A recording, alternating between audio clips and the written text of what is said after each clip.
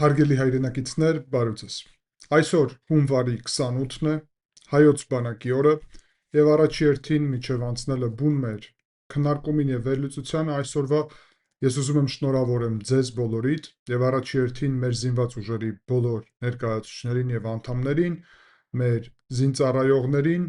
սպաներին եւ հրամանատարությանը նաեւ իհարկե նաեւ գերագույն գլխավոր հրամանատարին, որովհետեւ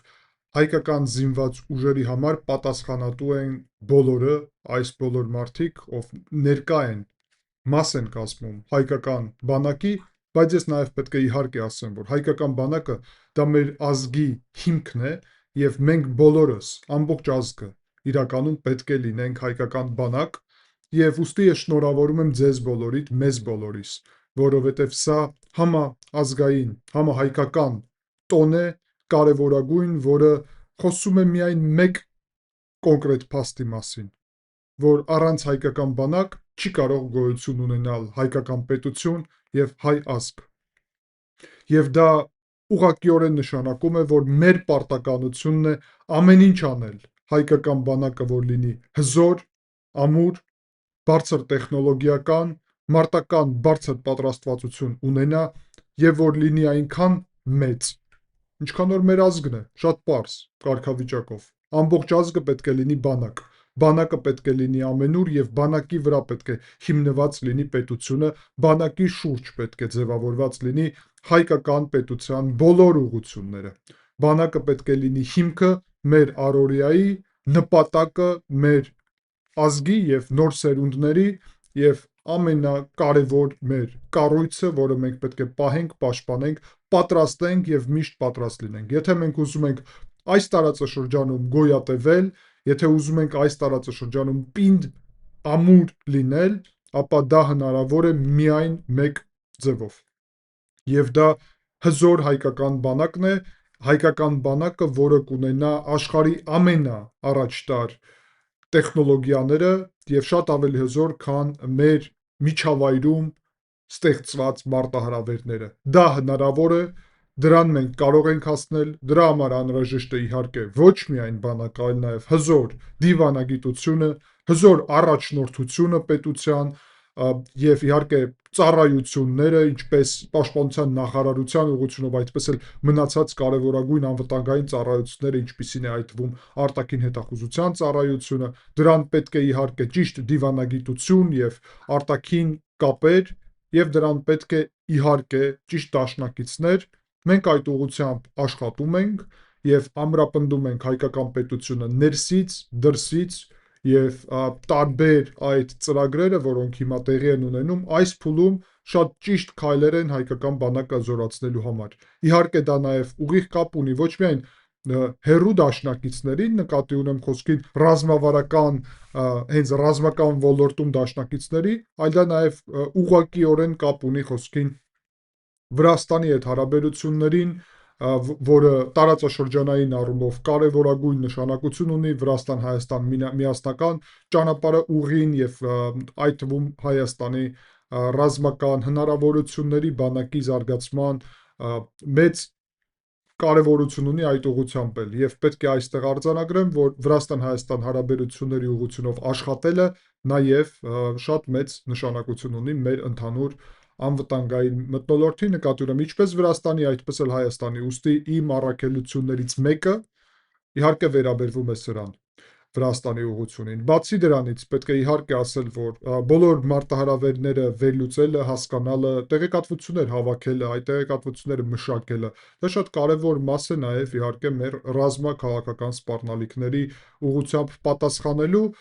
եւ իհարկե դիվանագիտությունը,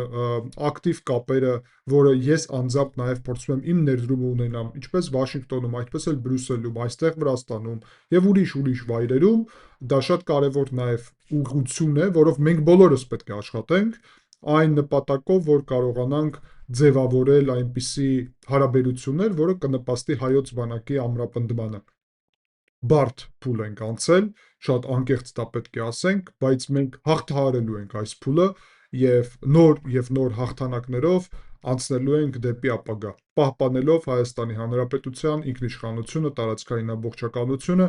եւ իհարկե ձևավորելով շատ հզոր անվտանգային համակարգ եւ հզոր բանակ։ Դրա օրինակներ մենք ունենք եւ իմ պատկերացումով նույն Միացյալ Նահանգների գլխավոր դաշնակցի փաստացի տարածաշրջանում օրինակը, ինչպիսին է Իսրայելը, նաև մենք ունենք Շվեյցարիայի բանակի մոդելը, շատ հետաքրքիր, իմ պատկերացումով դա հենց նա է, որ ուղղությամբ մենք պետք է շարժվենք եւ իմ քաղաքական օրակարգը նաև ներառում է հենց սա եւ կամաց փուլ առ փուլ մենք կշարժվենք ձեր հետ միասին այս նպատակների ուղղությամբ։ Եվ այսպես,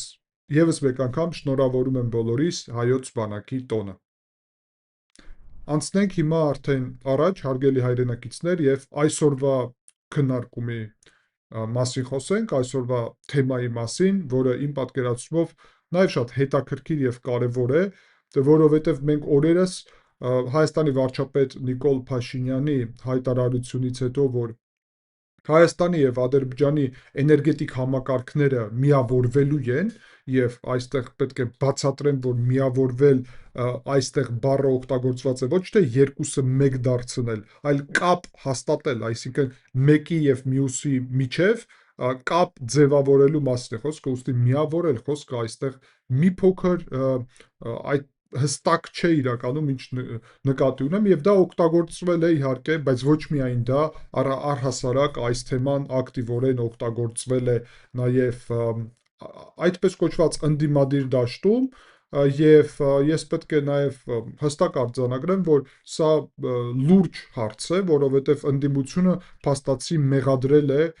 իշխանությունին, նկատի ունեմ կոնկրետ նախկին իշխանությունների այդ ընդդիմությունը, որտեղ նորմալ ընդդիմություն էլ ունենք եւ պետք է ունենանք, մեղադրել են քաղաքացիական պայմանագրին իշխանությանը նրանում, որ Ադրբեջանին են փոխանցում Հայաստանի էներգետիկ համակարգի հոսանքային այդ թվում ցանցի փաստացի բալանիները կամ ղեկավարման հնարավորությունը, կառավարման հնարավորությունը, ինչը մեծ սուտ է, բայց այս սուտը պետք է մենք ոչ թե ուղղակի ասենք, որ սա ճշմարտություն չէ, այլ պետք է ձեր հետ միասին փաստերով խոսենք եւ առաջերտին մեր համար հասկանանք, այո, այստեղ ինչ իրավիճակ է, ինչ վտանգներ կան, ինչ սպառնալիքներ եւ ինչպիսի գնահատական պետք է տանք այսպիսի հայտարարությունների ներքաղաքական դաշտում։ Առաջի հերթին ես պետք է հիշեցնեմ ձեզ, որ այդ հոսանքային համակարգների միջև կապ հաստատելու մասին տեղեկատվությունը ուղղակիորեն վերաբերվում է TRIP ծրագրին, այսինքն այդ Թրամփի ուղին միջազգային խաղաղության եւ բարգավաճման համար, որը պետք է անցնի նաեւ Հայաստանի տարածքով եւ TRIP-ը Հայաստանում բոլոր այդ ենթակառուցվածքները լինելու են TRIP-ի ուրեմն բովանդակությամբ եւ TRIP-ի ներքո։ Հիմա երբ խոսում ենք դրա մասին, այստեղ պետք է հստակ արձանագրել, որ երբ մենք ասում ենք, որ TRIP-ը պետք է ներառի խոսքին գազատար, նավթատար, նաև ուրեմն հոսանքային ցանց, ուրեմն ինտերնետի մալուխ եւ այլն, ապա ճանապարհներ, երկաթուղիներ իհարկե, ապա մենք ձեր հետ միասին հասկանում ենք, որ դա նշանակում է, որ Հայաստանի ցանցի հետ կապ ունի, այսինքն հենց դա է հարցը, որ սա Հայաստանի տարածքով ոչ թե տարանցիկ է լինելու, այսինքն կապ չունենալով Հայաստանի հետ, ոչ, Հայաստանի հետ կապ է ունենալու ամեն ինչ, այսինքն երկաթուղին, որը անցնում է Հայաստանի տարածքով, նաև լինելու է Հայաստանի համար ելք եւ մուտք երկաթուղու։ Նկատի ունեմ խոսքին, երբ որևէ բան գալիս է խոսքին Ադրբեջանի տարածքով, Ղազախստանից, Ռուսաստանից, Չինաստանից եւ այլն, Ադրբեջանի տարածքով անցնելու է, գալու է հետո Մեղրի Հայաստանի տարածքով անցնելու է եւ այնտեղ գիտեք, որ Սյունիքով չունենք երկաթուղի, գալու է Նախիջևանի նորից Ադրբեջանի տարածքով եւ գալու է Երևան խոսքին նորից Հայաստանի տարածք։ Այսինքն այդ TRIP ուղին, որի կառուցման մասին Մեղրի հատվածով խոսք է գնում, ինքը օգնելու է կապել ոչ միայն նրա մասին, ինչու մասին հաճախ խոսում են Ադրբեջանը եւ Նախիջևանը կամ Ադրբեջանը, Թուրքիան կամ Հայաստանը եւ իր սեփական տարածք, այլ նաև Հայաստանը, Երևանը խոսքին այս դեպքում կարևոր նաև շուկաների հետ, բայց նաև խոսքի նույն Նախիջևանը լինելու է կապ Իրանի եւ Հայաստանի միջև, այսինքն այս ճանապարհները չեն լինելու ուղղակի Ադրբեջանի համար, այլ լինելու է ինչպես մեր, այդպես էլ Ադրբեջանի համար, հասկանալի է, որ Ադրբեջանը վճարելու է նաև ինչպես նաև մենք, նայած որ հատվածում, ինչպես ումին նոր որ հատվածն է այդ տրամաբանությունով։ Հիմա իհարկե հասկանալի է, որ եթե Հայաստանի տարածքով կառուցվի ոսկին այսպիսի հոսանքային ցանց, ապա բացահայտ պետք է ասել, որ դա այդպիսի կառուցումը խնդրահարույց կլիներ հակառակ դեպքում, եթե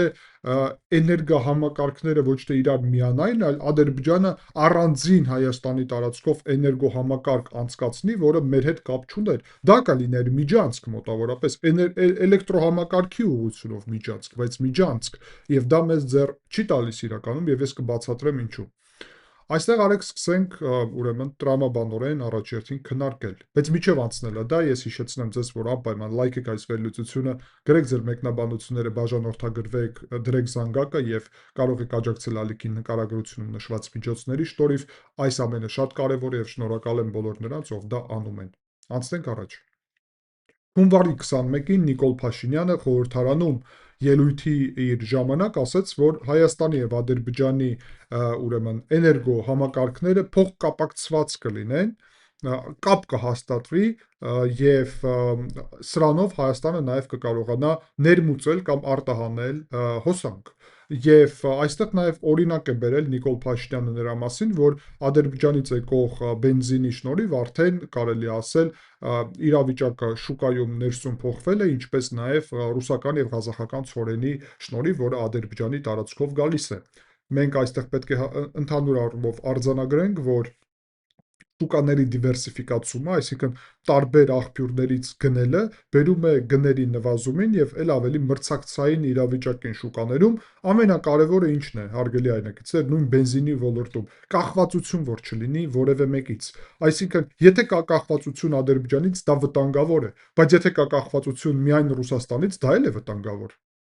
Եթե կա կախվածություն միայն Վրաստանից, դա էլ է վտանգավոր։ Ցորենի մատակարարումները, որ գալիս է միայն Լարսով, դա վտանգավոր չի։ Իհարկե դա վտանգավոր է։ Հիմա որ գալիս է համ Լարսով, համ Ադրբեջանի տարածքով երկաթուղով, պակաս ավելի վտանգավոր է, որովհետև մեկը որ փակվի, մյուսը կա։ Իսկ այստեղ մեզ շանտաժի կարող էին դիմել մեր հանդեպ եւ օգտագործել այդ փաստը եւ մենք ձեր հետ միասին պետք է հասկանանք, հա, դիվերսիֆիկացումը ինքը վտանգավոր չի։ Նույն Ադրբեջանն էլ Վրաստանով այսօր որ ունի ճանապարհ դեպի Թուրքիա եւ Ադրբեջանը ունի Վրաստանով այսօր ճանապարհ դեպի Թուրքիա, երկար տարիներ է, նորություն չէ, ապա պետք է ուղղակի արձանագրել, որ Հայաստանի տարածքով հիմա թրիփ ծրագիրը ինչի է Ադրբեջանը ուզում որ տեղի ունենա։ Այդ թվում Վրաստանով կա ինչպես էներգետիկ համակարգերի կապ Ադրբեջան, Վրաստան, Թուրքիա, այդպես էլ կա ինտերնետի, նավթատար, գազամուղ եւ այլն, այդ ամենը կա։ Ադրբեջանը ուզում է դիվերսիֆիկացնել, բայց ինչու մենք չպետք է ուզենանք դիվերսիֆիկացնել։ Եթե Ադրբեջանը մեր տարածքով է դիվերսիֆիկացնում, նկատի ունեմ Հայաստանի, ապա դա նշանակում է մենք ենք վերահսկում այդ ենթակառուցվածքները։ Ուստի երբ Ադրբեջանի տարածքով ենք դիվերսիֆիկացում, Ադրբեջանը վերահսկում, բայց բալանսավորվում է այստեղ։ Այսինքն բոլորը միտված են նրան, որ ստեղծեն այդ դիվերսիֆիկացված կախվածությունների համակարգ։ Ասեմ ձեզ, որ հունվարի 21-ին Reuters-ը հաստատել է իր հոդվածով վարչապետ Փաշինյանի հայտարարությունը, որ TRIP ծրագիրը, որի զարգացման մասին մենք ձեր հետ խոսել ենք վերջերս նաև եւ հղումը այստեղ կլինի, նաև ունի կարևոր այդ ուղին եւ ներառում է TRIP գործընկերությունը նաև ներառում է հենց այս ուղղությամբ նաև կապը նկատի ունեմ էներգետիկ համակարգների ուղղությամբ։ Բացի դրանից ադրբեջանական մամուլի ուրեմն տարբեր հոդվածներում, խոսքին Ազե մեդիա հոդվածում գրված է, որ ուրեմն այս էներգետիկ համակարգերի կապ հաստատելը կտա հնարավորություն արտահանել եւ ներմուծել հոսանք ինչպես Ադրբեջանին, այդպես էլ Հայաստանին։ 2026 թվականի արդեն հունվարի 23-ին օրերս ուրեմն մասնագետ այս ոլորտի Արա Մարջանյանը հայտարարել է, որ ֆիզիկական ինտեգրումը մոտավորապես տեղի կունենա 1.5-2 տարի պետք կլինի սրա համար, որ հատուկ այդ բոլոր էներգետիկ ենթակառուցվածքները լինեն ինտեգրված եւ հիշեցրեց, որ Հայաստանի, Վրաստանի եւ էներգետիկ, ուրեմն եւ Ադրբեջանի էներգետիկ համակարգները նախկինում սովետական ժամանակ գործել են միասնական եւ ինտեգրում է տեղի ունեցել, ինչը օգտակար էր ընդհանուր առումով այս պետությունների համար։ Բացի դրանից, ուրեմն նույն հունվարի 23-ին Վահագ Դավթյանը Alpha News-ի եթերում խոսել է նրա մասին, որ այո, սա ներառում է ուրեմն TRIP ծրագիրը այս ուղղությունը եւ փաստացի Ադրբեջանը նաեւ ուզում է այսպիսի գիծ ձևավորի, ուրեմն որը կապելու է իր գլխավոր մասը տարածքի Նախիջևանի հետ եւ սա բարձր լարման գիծ պետք է լինի եւ էներգետիկ նաեւ հաբ է ուզում Ադրբեջանը դառնալ, այո, դա նաեւ նորություն չէ։ Եվ ուրեմն վերլուծական այսպիսի կենտրոն common space-ի տեղեկատվությունով TRIP գործընկերության մասին հունվարի 14-ին այդ հրապարակված փաստաթուղթը, որի մասին մենք ձեր հետ մանրամասն խոսել ենք, ուրեմն պարունակում է շատ կոնկրետ այսպիսի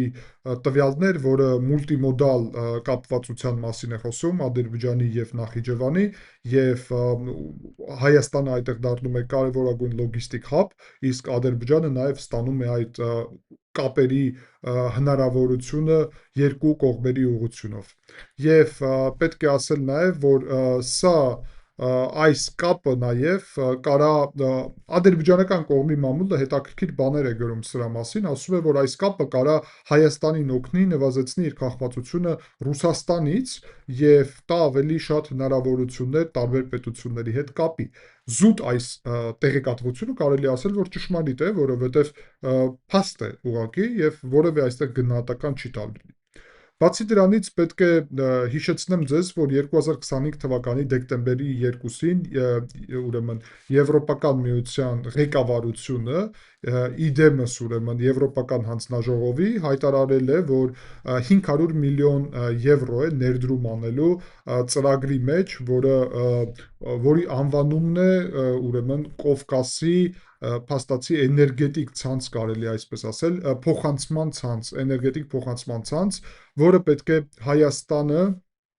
կապի էլ ավելի էներգետիկ առումով այդ ցանցի Վրաստանի եւ Թուրքիայի հետ եւ ստեղծի դիվերսիֆիկացման համակարգներ ռուսական ուրեմն գազի առումով այս ուղղությամբ եւ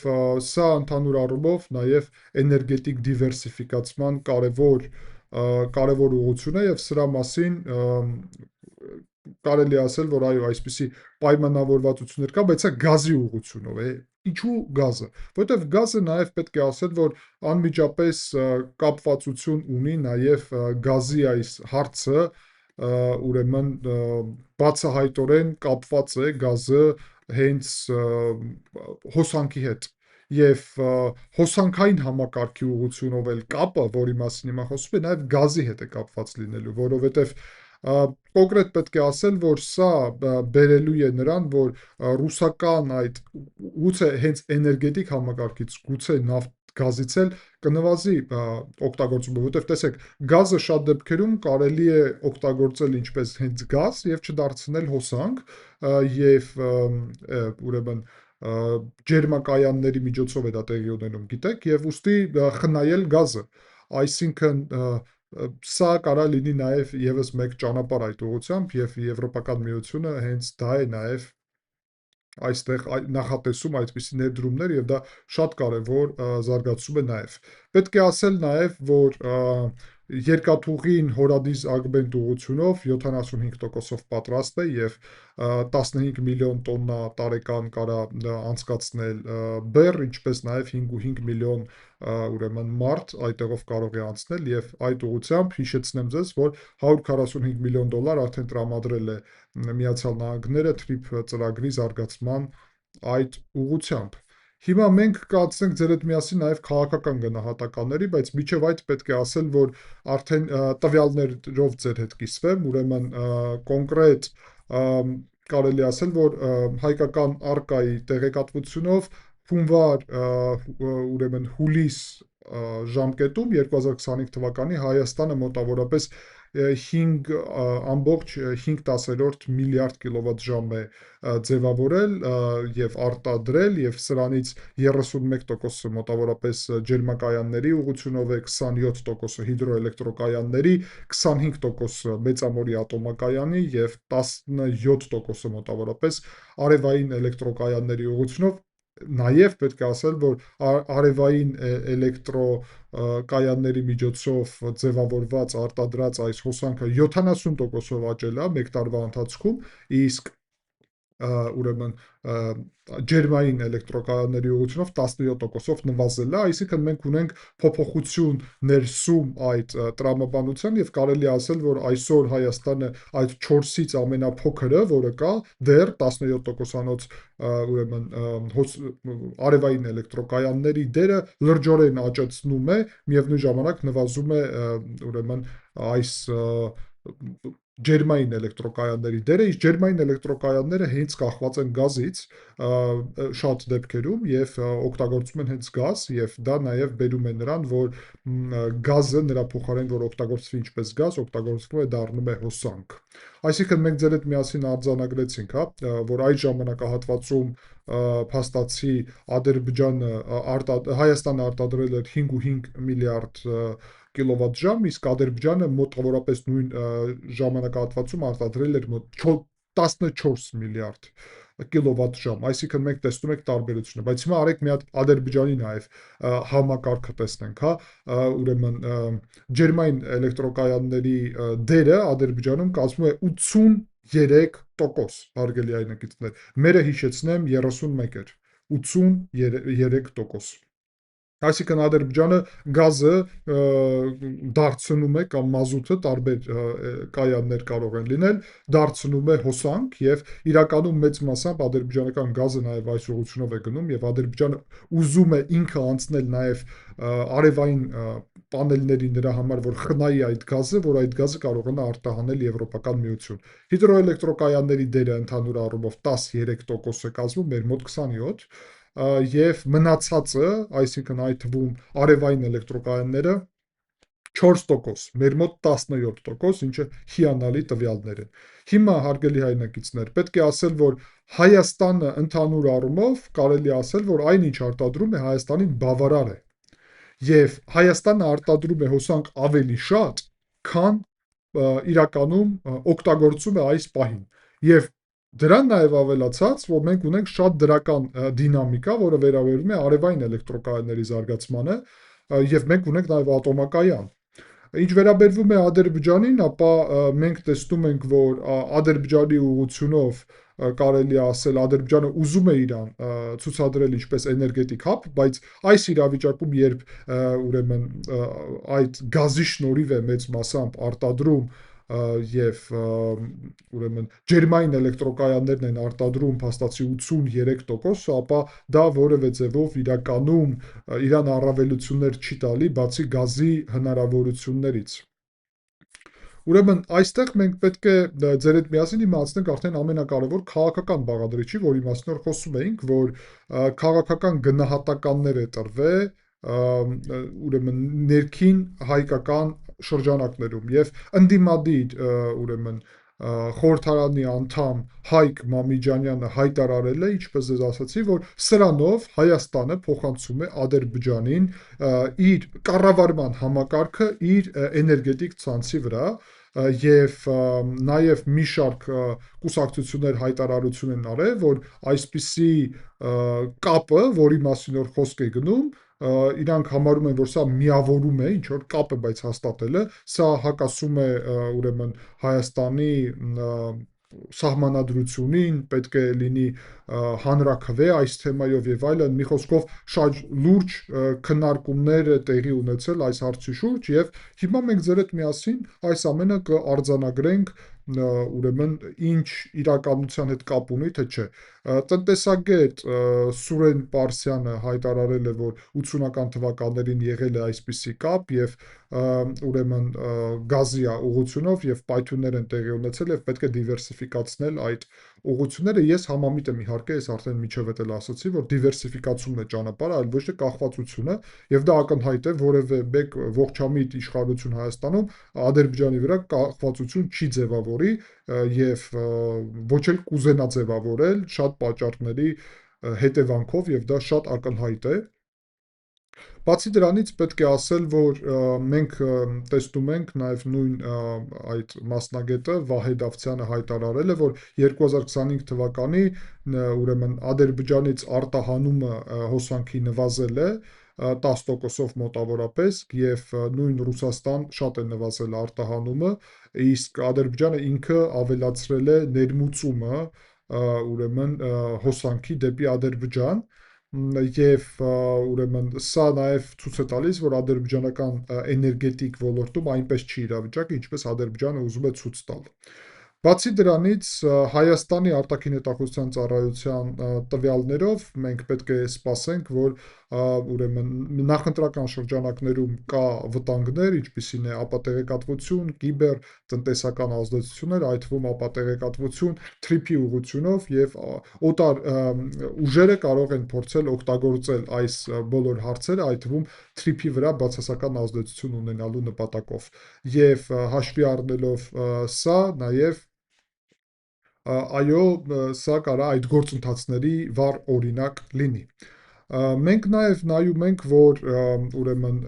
հիմա որ վերադառնանք նույն Հայկ Բամիջանյանի այդ հայտարարությունին, պետք է այստեղ այսպիսի փաստ ասենք առաջ երթին, որ ուրեմն երբ մենք համեմատում ենք Հայաստանում արտադրությունը մոտավորապես 7 միլիարդ կիլովատ-ժամ տարեկան, ապա արտադրությունը հոսանքի Հայաստանում ավելի շատ է, քան ուրեմն այնինչ մենք օգտագործում ենք, բայց այդ հոսանքի արտահանման հետ նաև կա խնդիրներ, որտեղ տեսեք, տարբեր ժամանակներում տարբեր իրավիճակ կարող է լինել եւ ինչու են տարբեր պետությունները բոլորը փորձում միմյանց համակարգները կապել իրար հետ։ Տեսեք, եթե մենք ինչ-որ ժամանակահատվածում այդ 17%-ը, որը հիմա գալիս է Հայաստանում արևային էլեկտրոկայաններից խոսքին, հասկանում եք, որ արևային էլեկտրոկայաններից ամառվա ընթացքում խոսքին, տաք շրջանում տարվա մի խոսքով շատ ավելի շատ է գալիս, իսկ մնացած ժամանակահատվածում շատ ավելի քիչ։ Բացի դրանից օրվա ընթացքում, այսինքն երբ արև կա, շատ ավելի շատ է գալիս, իսկ գիշերվա ընթացքում շատ ավելի քիչ։ Այսինքն, եթե մենք որևէ իրավիճակում ունենք ավելի շատ հոսանք, քան այդ հոսանքը մենք կարող ենք ուրեմն սպառել, ապա դա նշանակում է, որ մեզ պետք է այդ հոսանքը արտահանել։ Այս պարագայում մենք ունենք մեծ մասամբ կապը միայն Վրաստանի հետ, այն էլ այդքան էլ զարգացած չի այդ կապը, եւ Իրանի հետ էլ ունենք այդպիսի կապ, բայց դա էլ այդքան էլ զարգացած չի։ Եվրոպական միության 500 միլիոնանոց ներդրումը օգնելու է Թուրքիայի եւ Վրաստանի հետ այդ հոսանքային համակարգերի կապը բարելավել, զարգացնել, ինչը կտա հնարավորություն, որ անհրաժեշտության դեպքում մենք արտահանենք, բայց կա նաև ուրիշ իրավիճակներ, հարգելի հայրենակիցներ, երբ խոսքին Ադրբեջանից կամ Վրաստանից ավելի կայուն է հոսանքը, ինչ նկատի ունեմ։ Խոսքին Ադրբեջանը այդ հոսանքը արտադրում է ուրեմն ինչպես արդեն մենք ձեր հետ միասին ասացինք, այս ջերմային էլեկտրակայանների միջոցով, ինչը նշանակում է, որ 24 ժամ նույնպիսի արտադրանք կա, չկա տարբերություն։ Հիդրոէլեկտրոկայանները նաև տարբերություն ունեն ժամանակի ուղղությամբ, նկատի ունեմ տարվա որ հատվածում են գտնվում, հիդրոէլեկտրոկայանները տարբեր արտադրանքի հնարավորություններ ունեն եւ Ադրբեջանի առավելությունը նրանում է, որ ինքը ինչ-որ առումով կայունություն ունի այդ ուղղությամբ, բայց մենք կայունության փոխարեն մենք ունենք տարբերվող, մեկ-մեկ շատ ենք արտադրում, մեկ-մեկ քիչ ենք արտադրում, եւ դա կարա բերի նրան, որ մենք կարող ենք Վրաստանի օրինակով, տեսեք, ես Վրաստանի օրինակը բերեմ, որ կա ժամանակահատված տարվա Վրաստանը արտահանում է հոսանք Ադրբեջան, երբ շատ ունի, կա ժամանակ տարվա, երբ Ադրբեջանը ուրեմն գնում է ուրեմն Ադրբեջանից է, Վրաստանը Ադրբեջանից է ստանում հոսանք։ Այսինքն, եւ դա վերջը կարող է ոչ էլ չվճարես դրա համար, հասկանում եք։ Ուղղակի փոխանցում են միմյանց կողմերը եւ դրանով հարցը լուծվում է։ Բացի դրանից պետք է ասել, որ Հայաստանի ուրեմն ատոմակայանը շատ մեծ դեր ունի եւ իհարկե մենք գիտենք, որ JD Vance-ի Միացյալ Նահանգների ուրեմն փոխնախագահի այցի ընթացքում նաև ստորագրվելու է փաստաթղթեր, որոնք կապ ունեն եւ ընդհանուր առումով մենք գիտենք, որ Հայաստանը եւ Միացյալ Նահանգները ունեն այդ կոնկրետ համագործակցությունը, որը վերաբերվում է ատոմակայանի, այսինքն միջուկային ուղղությամբ եւ դրա մասին նախագահ Դոնալդ Թրամփը վերջերս հայտարարել էր, այսինքն մենք միջուկային ուղղությունով դիվերսիֆիկացնում ենք նաև, որ Ռուսաստանից կախված չլինենք, բայց այսօրվա իրավիճակում մենք Ռուսաստանից կախված ենք, հարգելի հայրենակիցներ, միջուկային այդ ատոմակայանի ուղղությունով, ինչը նաև ստեղծում է վտանգներ եւ սպառնալիքներ ընդհանուր առումով մեր կայունությանը մեր այդ ոլորտում նկատի ունեմ հենց կայուն զարգացմանը, որովհետև այսօր մեր ատոմակայանը մեծ մասամբ կախված է, տեսեք, մեծ մասամբ կախված է եւ արեք մեր ուրեմն ցուցանիշները եւս մեկ անգամ տեսնենք եւ համեմատենք այդ ցուցանիշները, որի մասին ես խոսում եմ։ Ուրեմն Հայաստանի դեպքում մենք հիդրոէլեկտրոկայանները մերն են զուտ 27% եւ արևային էլեկտրոկայանները մերն են զուտ ուրեմն 17%, եւ մենք ընդհանուր առումով իրար հետ հասկանում ենք, որ սա արդեն 40 ուրեմն փաստացի կազմում է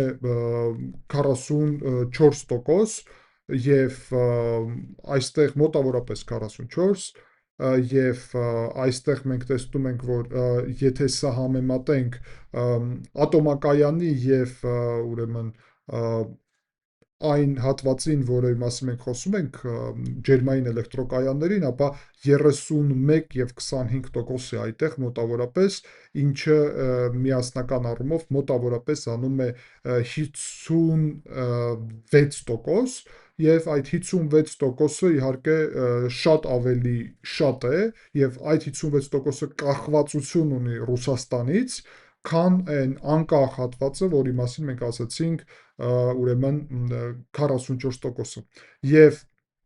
մենք պետք է իհարկե աշխատենք այն ուղղությունով, որ 44%-ը զարգացնենք, հատկապես արևային էլեկտրոկայանները, որը ամենակայունն են, բայց մյուս կողմից, եթե մենք կարողանանք մեծամորի ուղղությունով դիվերսիֆիկացում ապահովել, գազի, որովհետև գազ է պետք այդ կներեք, մեծամորին պետք չէ գազ, գազ պետք է ուրեմն այդ ջերմային էլեկտրոկայաններին, բայց մեծամորին պետք է, գիտեք, հատուկ միջուկային այդ վառելիքը, եթե կարողանանք երբ ավելի ճիշտ Միացյալ Նահանգների հետ միասին բալանսավորել այս միջուկային վառելիքը, ապա դա մեզ 25% կնվազեցնի նաև Ռուսաստանի կախվածության, իսկ երբ արդեն նվազեցնենք նույնը ջերմային էլեկտրոկայանների ուղղությունով, այսինքն սկսենք Ադրբեջանից գազ նաև գնել, ապա մենք կարող ենք այդ գազ կամ մազութ, նայած որ ջերմայինը ինչով է աշխատում, մենք կկարողանանք Ռուսաստանից կախվածությունը հանենք, այսինքն այդ դեպքում մենք այս մեծ կախվածությունը, որը հիմա կա, 56%-ը մեր էներգետիկ համակարգի հոսանքի նկատի ունեմ, զուտ կախված է Ռուսաստանից, մենք կարանք դա նվազեցնել եւ չնչին դարձնել այդպիսի կախվածությունը, դրանով դիվերսիֆիկացնել։ Նաեւ նույնը Ադրբեջանից կլինի իհարկե չնչին այդ կախվածությունը եւ դա շատ կարեւոր է։ Ուստի սրանով ես կարող եմ ասեմ ընդդիմության հայտարարությունները նրա մասին, որ մենք որևէ ձև այսպիսի կապով փոխանցում ենք Ադրբեջանին ղեկավարման կամ կառավարման տակ մեր էներգետիկ համակարգը, սա ուղղակի սուտ է։ Սա ուղղակի սուտ է, հարգելի հայրենակիցներ։ Մեզ ադրբեջանական հոսանք պետք չէ իրականում այսօրվա պարագայում, հակառակը մենք նույնիսկ կարող ենք արտահանել, բայց բալանսավորել այդ արտահանման եւ ներմուծման ժամանակ, բայց մեզ շատ ավելի ձեռ է տալի, որ կապենք հոսանքային համակարգները, քան իրանց տրամադրենք, խոսքին Հայաստանի տարածքով Ադրբեջանից Հայաստանով գնում է Նախիջևան եւ մենք դրա հետ կապ չունենք։ Դա կլիներ հոսանքային միջանցք։ Հիմա մենք հոսանքային միջանցք ենք ուզում Ադրբեջանին տալ, թե ոչ։ Իհարկե ոչ։ Եվ դա նշանակում է, որ ավելի լավ է Ադրբեջանը կապնվի մեր հետ, իսկ մենք կապնվենք Նախիջևանի հետ, Ադրբեջանի այդ ավտոնոմ հանրապետության, եւ դրանով կլինի Ադրբեջան-Հայաստան-Նախիջևան կապ կամ Նախիջևան Հայաստան-Ադրբեջան կապ, այսինքն մենք մեջտեղում ենք հայտնվում։ Այսինքն առանց մեզ այդ իրականությունը չի լինի։ Մեզ պետք չի Ադրբեջան-Նախիջևան կապ, որտեղ որ Հայաստանը չկա։ Դա է միջանցքը։ Դրա դեմ ենք մենք այսքան ժամանակ խոսում։ Այսինքն ընդդիմությունը մի կողմից ասում է իշխանությունը միջանցք է տալի, իշխանությունը միջանցք չի տալի, ընդդիմությունը հիմա ասում է ոչ, դուք որ այստեղ միջանցքի տրամաբանություն չի կապում եք այս էներգետիկ համակարգը, փորձում է դա ուղղակի օգտագործել, հասկանեք, որտեղ մարդիկ իհարկե բարդ է խորանալ այս էներգետիկ համակարգերի միավորումը կապելը իրար հետ ինչ է նշանակում, որտեղ սա զուտ այսպիսի մասնագետների կամ տեխնիկական մանրամասն ուսումնասիրելու հարց է եւ սա պետք է հաշվի առնել։ Բացի դրանից այս կապը անհրաժեշտ է հենց TRIP-ի ծրագրով եւ նախատեսված է եւ ուրիշ տարբերակ բացի այդպիսի կապը ապահովելուց փաստացի չկա։ Եվ նաև պետք է ասել, որ գլոբալ ուղղություններով կարելի է նաև նախատեսել, որ ընդհանուր առումով, եթե մենք կարողանանք շարունակել այս շատ դրական տեմպը, որը վերաբերվում է ուրեմն կոնկրետ արևային էլեկտրոկայանների զարգացմանը, ապա մենք կկարողանանք ել ավելի բարելավել մեր ներքին շուկան եւ երբ խոսքը գնում է արևայինի զարգացման մասին, ապա արևայինին հաստատ պետք է կապեր ինչքան կարելի ավելի շատ ուրիշ պետության հետ հոսակային համակարգով, որովհետեւ կա պահեր, որ կարա շատ մեծ գեներացիոն տեղի ունենա եւ դա պահելու հնարավորությունը բարդ է։ Բացի դրանից ես իհարկե հուսով եմ, որ Հայաստանի իշխանությունները կաշխատեն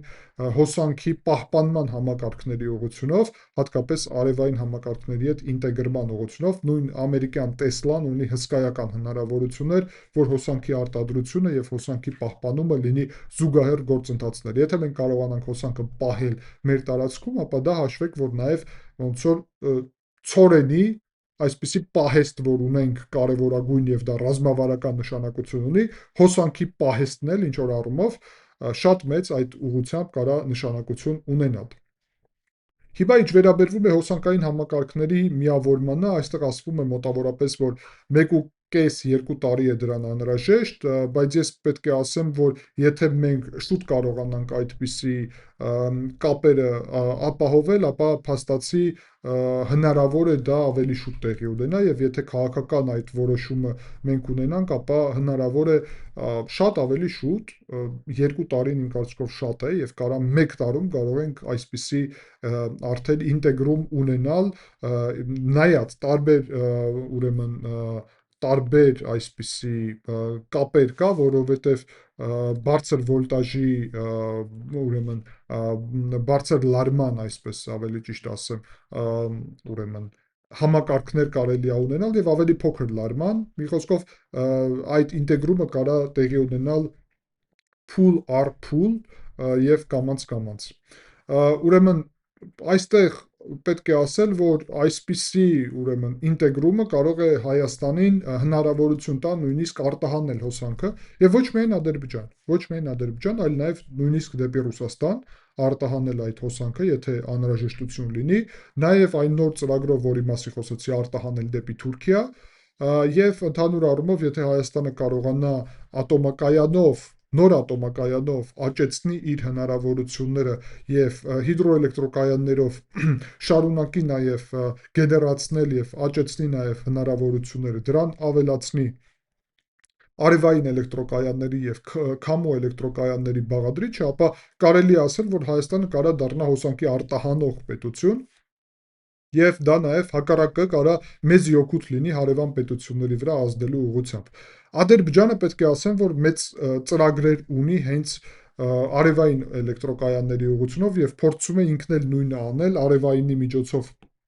աճեցնի արևայինի դերը, դրա շնորհիվ նվազեցնի ուրեմն ջերմային էլեկտրոկայանների դերը, խնայի գազը եւ այդ գազը արտահանի ինչպես գազ, այլ ոչ թե դարձնի հոսանք։ Եվ Եվրոպական միությունը դա նաեւ է ուզում, որովհետեւ իրենց համար գազը շատ ավելի կարեւոր է Եվրոպայում, հենց գազը, քան կոնկրետ հոսանքը։ Մի խոսքով, այսպիսով կարելի ասել, հարգելի հայրենակիցներ, որ սա եւս մեկ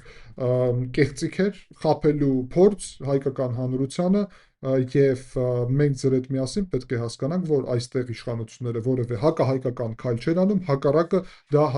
կարելի ասել ի նպաստ է մեր պետության, մեր էներգետիկ անվտանգության նաեւ, ինչը պետության անվտանգության կենսական եւ կարեւոր մաս է։ Շնորհակալություն ուշադրության համար կհանդիպենք հարգելի հայրենակիցներ հաջորդ վերլուծության ժամանակ։